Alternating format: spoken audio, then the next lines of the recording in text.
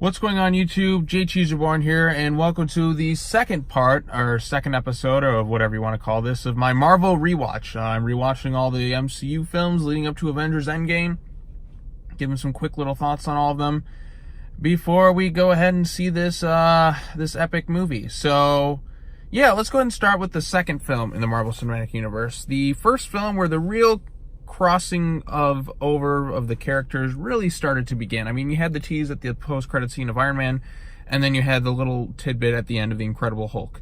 So the Incredible Hulk, what I like to call the forgotten MCU movie, because it feels like everything that was set up in this movie has been completely abandoned, whether it's the cast, Edward Norton, who was pretty good in this movie, completely forgotten about. Liv Tyler, for whatever reason, is completely forgotten about. Blonsky, or whatever, the Abomination, is pretty much forgotten about, although I think there was a Marvel one-shot that came out that references him being locked up in a cage, yet we still haven't seen him. Tim Blake Nelson as this villain who they set up, completely forgotten about.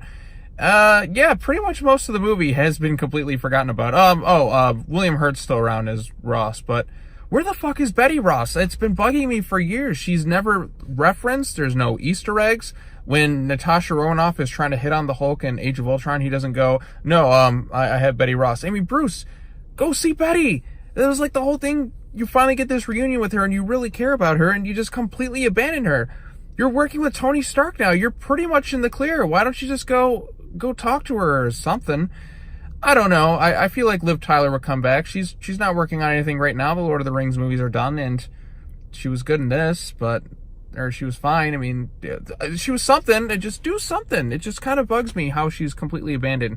But let's talk about the Incredible Hulk. So I haven't seen this one in a few years. When I first saw it years ago, I thought it was awesome.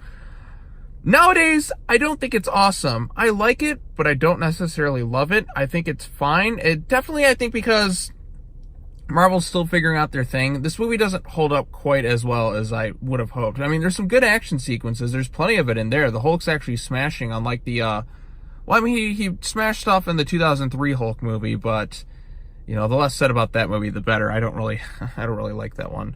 But anyway, so I like the intro to this movie, how it kind of disguised itself as a reboot / sequel. I mean, if you saw the old Hulk movie, you could almost consider it like a prequel, or this film in continuity with that film, because it kind of retells a bit of the first movie, and then he kind of ends up somewhere in a foreign land, in Brazil, just like the old Hulk movie from 2003. So I kind of appreciated that about this one, but it's technically not. It's the MCU, which began with Iron Man, although, I think it's kind of well done how they do that aspect of it.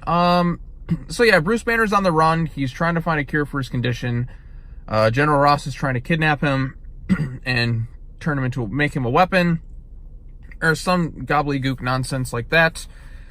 We have this villain named Blonsky, who's kind of lackluster, who becomes the Abomination. Honestly, this guy, he's a good actor, but in terms of villains, he's pretty forgettable. The fight at the end of the movie is pretty cool with the Abomination. I thought that was pretty good, although the CGI doesn't quite hold up so well. It's a fun, entertaining battle, but the CGI doesn't quite hold up so well.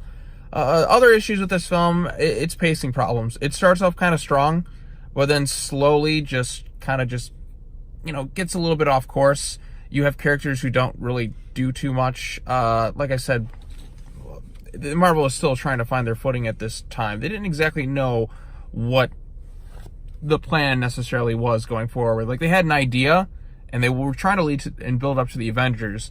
But the universe, Marvel's got their shit down now. They know exactly what they want to do, and they're really expanding things quite well. And, they got it down to a science at this point. But they still had growing pains at this time. People seem to forget that the Marvel Cinematic Universe wasn't always this grandiose, epic universe that everybody went to go see. They had to take their time to really build up to it. And that was kind of the build up to the first Avengers movie. It was special, but it still wasn't in fully like this big mega superstar franchise. I mean, it had some hits, but they weren't just gigantic, epic, grand scale events like the first Avengers movie was. Iron Man was a hit. Iron Man 2 was also a hit, although not as much. Incredible Hulk, I think, wasn't really profitable until it hit DVD, so that's why we haven't necessarily had any sequels to it.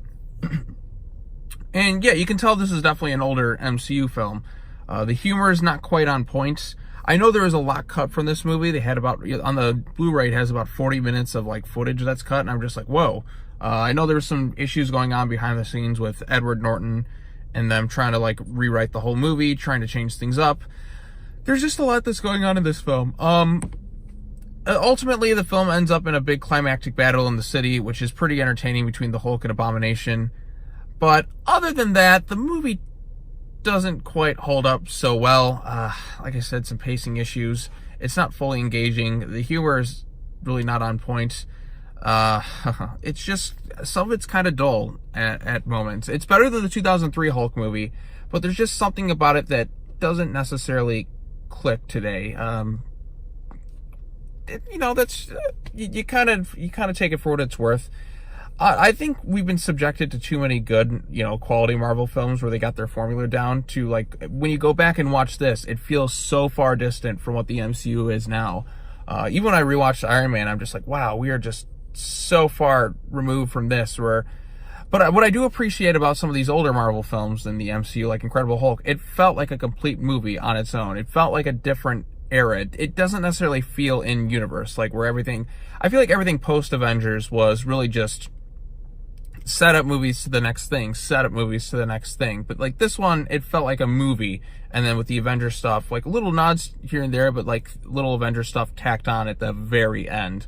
Because the first cameo that happened was Robert Downey Jr. shows up as Tony Stark, where he's just like, we're putting together a team, which kind of contradicts the ending to Iron Man 2, where he's not necessarily in the same state of mind. But again, I guess the Incredible Hulk takes place afterwards. But even in the Avengers, he's kind of just like, I thought I wasn't good for the Avengers, and he's talking to Ross. I don't know what the scene implies, but it's canon. It exists.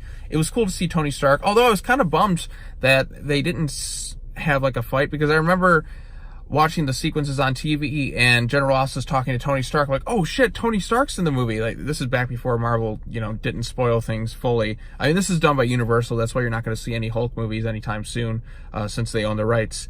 And he comes in there, and he's just like, here, you have an unusual problem. They show the Hulk. I'm like, oh man, is Iron Man going to fight the Hulk? So I was so excited to see that based on what they were giving away in the TV spots and such. And ultimately it didn't happen. And this is back before everyone kind of knew what the MCU was altogether. I remember even that year seeing Punisher Warzone and thinking, okay, is it going to connect with the other Marvel movies? Absolutely not. I mean, we got the John Bernthal Punisher a few years later, and the guy who plays the Punisher in Punisher Warzone, Ray Stevenson, ended up being cast in Thor. But I did find it kind of funny how that one... If you guys get the chance, check out Punisher Warzone. Oh god, I'm just laughing. I lost my train of thought thanks to that. But yeah, Incredible Hulk, it's all right. Come to think of it, a lot of these Phase 1 movies don't hold up so well. Iron Man does. Iron Man 2, we'll get to that in a second.